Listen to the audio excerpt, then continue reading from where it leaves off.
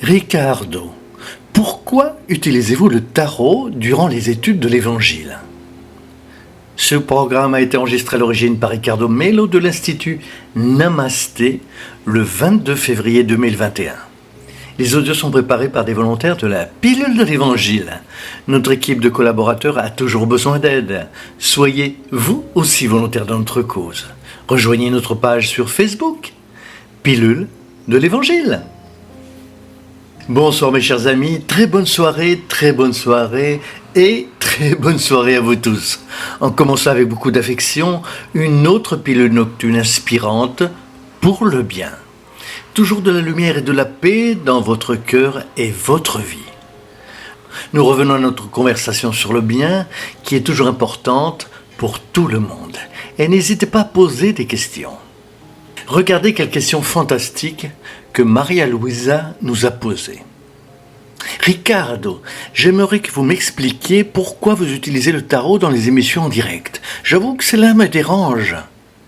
Elle fait également un commentaire généreux.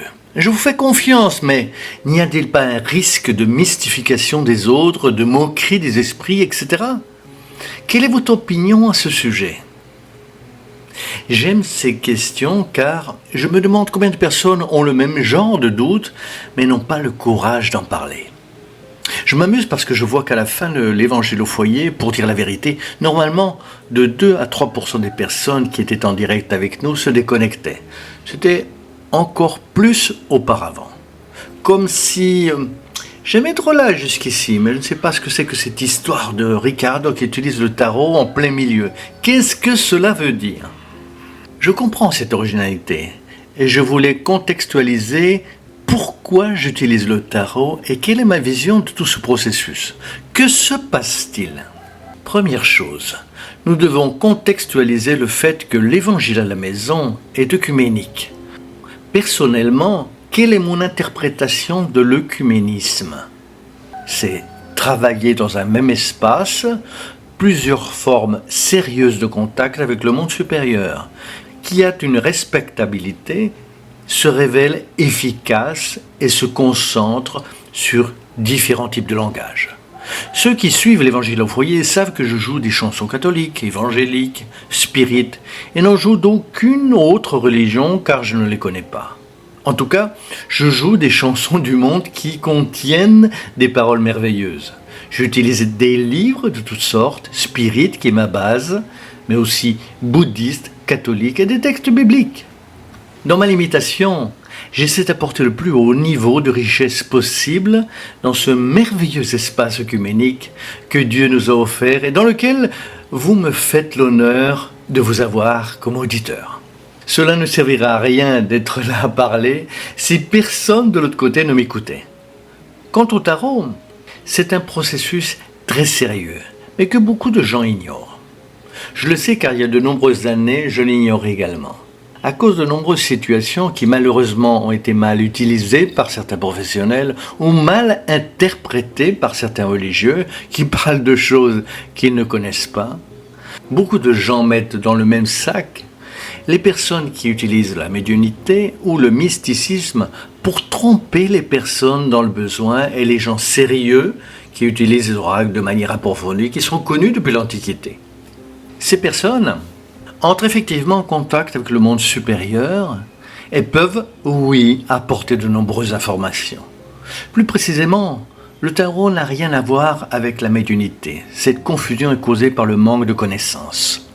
Le tarot a été largement étudié, par exemple par Carl Gustav Jung, l'un des plus grands psychiatres de l'histoire.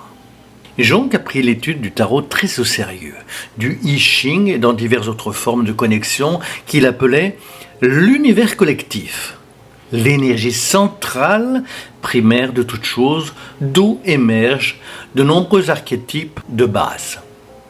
Il a montré comment le tarot nous aide à entrer en contact avec l'énergie qui existe dans les archives akashiques, où le présent, le passé et le futur se rencontrent au même endroit dans le monde spirituel.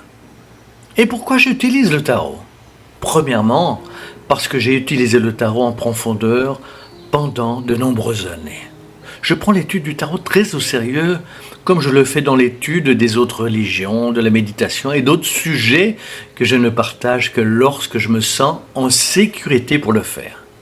Je ne peux pas parler au nom des autres. Il y a des gens irresponsables qui lisent le tarot, des chiromanciens irresponsables qui lisent des cartes, tout comme il y a des prêtres irresponsables, des spirites irresponsables qui racontent n'importe quoi, des évangélistes irresponsables également.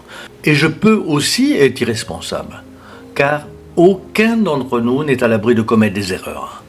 Mais il doit être clair que ce ne sont pas les symboles qui nous définissent. C'est nous qui définissons les symboles que nous utilisons. Il y a des gens qui tuent avec la Bible sous le bras. Et la Bible est-elle mauvaise ? Quelqu'un peut faire de mauvaises choses avec l'Évangile selon le spiritisme ou le Coran sous le bras.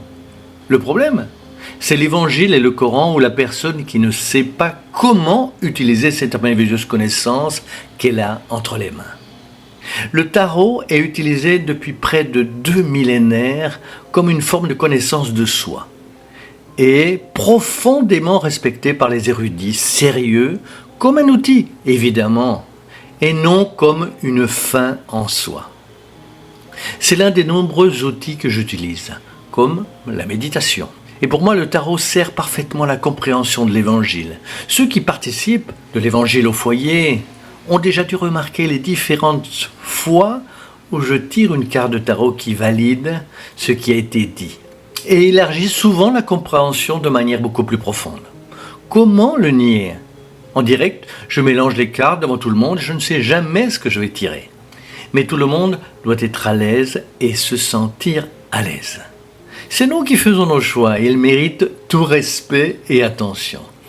Merci beaucoup pour cette question, car je pense que beaucoup de personnes doivent avoir ce doute, mais n'ont pas le courage de le demander. Tout le monde est bienvenu à l'Évangile à la maison, œcuménique et également aux pilules. Si votre vibration est bonne, venez en profiter. Si vous n'aimez pas certaines parties, pas de problème. Prenez ce qui vous convient, écoutez tout et retenez ce qui est bon dans ce que nous apprenons dans l'Évangile à la maison.